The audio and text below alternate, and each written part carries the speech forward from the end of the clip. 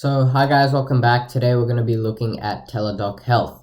So this week, shares of Teladoc Health slid to a 52-week low as it hit $134 per share.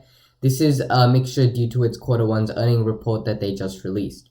So Teladoc Health was one of the fastest growing stocks in 2020. So recently, with the 53% drop over the last 2 months, we're going to be looking at whether this stock is now a buy. If you do enjoy, consider subscribing. It is free and it does help me out a ton. If not, thanks for watching anyway. On to the video. So the first thing we're going to be looking about is the quarter one's earning report. So the revenue in the first quarter came in at $453 million, which is 151% up year over year. If you compare the revenue of Teladoc and Livongo Health last year, because Teladoc did acquire Livongo Health last year, revenue grew 82% year over year, and you exclude their InTouch acquisition, the revenue was up 70% a year. So that beat the analyst expectation by 0.4%. Their US revenue contributed to $416 million out of the $453 million, which was up 175% per year, while international was only $38 million as a total.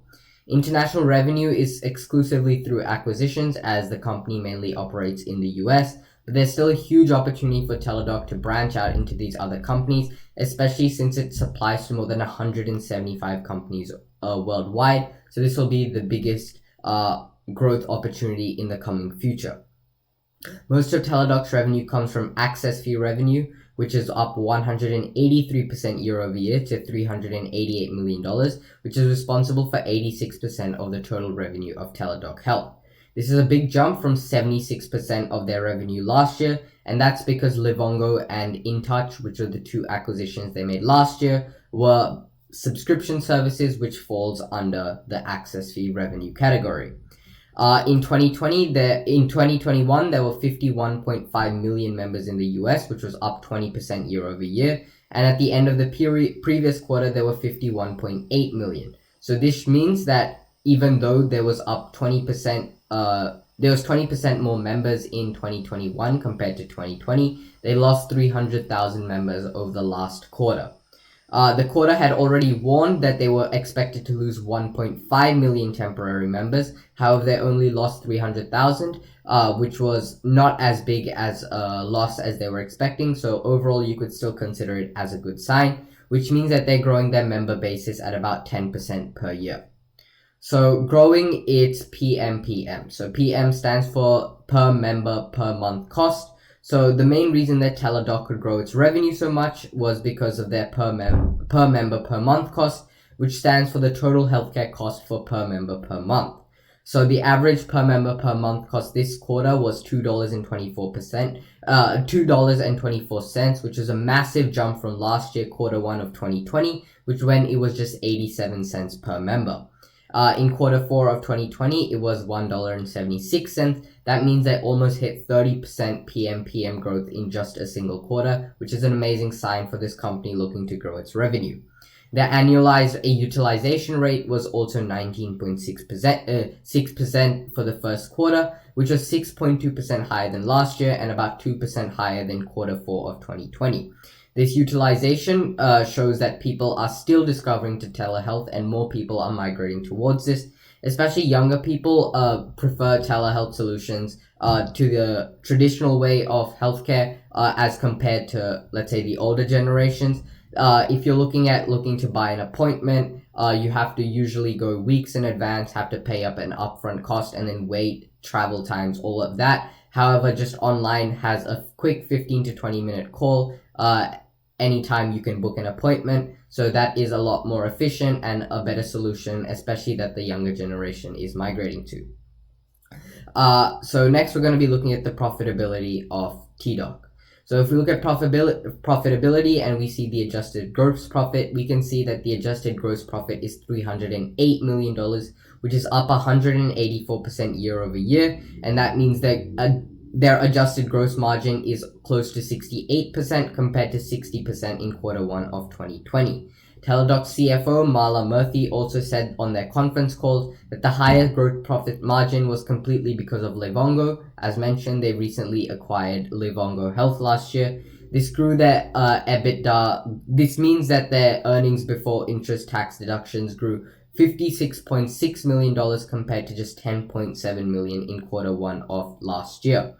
ARK, the Cathy Wood's ETF fund, has been buying a lot of Teladoc Health over the last few weeks. On the day of their earnings report, they bought 716,269 shares, which was worth about $122 million worth of stock. And all ARK fund together, not just their ARK K fund, own about 10% of Teladoc shares. Teladoc has recently raised its guidance for Q2. For the current Q2 of 2021, they raised their guidance to $495 million compared to $490 million last time, and it expects their US members to come close to 53 million by Q2 of 2021. For the full year of 2021, they project revenue of close to $2.2 billion, and this was because they expect a higher per member per month cost and a higher utilization rate as well. They've been recently investing a lot of their revenue and profit into capturing as much growth as possible. They've been launching new products, expanding into new markets, and have recently bought InTouch Health and Livongo Health as well last year, as well as they've been integrating their Livongo system with their current Teladoc Health system as well. So what is the long-term growth future for Teladoc Health? So Research and Markets projects that the global telehealth industry will be worth more than $192 billion by 2025, which is about 5 times what it's worth right now in 2021. Even though that there's more competition, as well as Amazon and other companies trying to tap into the telehealth system, Teladoc, at least for now, is one of the top stocks in the sector. Its customer base is quite strong, and the US paid member count stands at close to $51 million, which is 20% year-over-year growth for the past few years.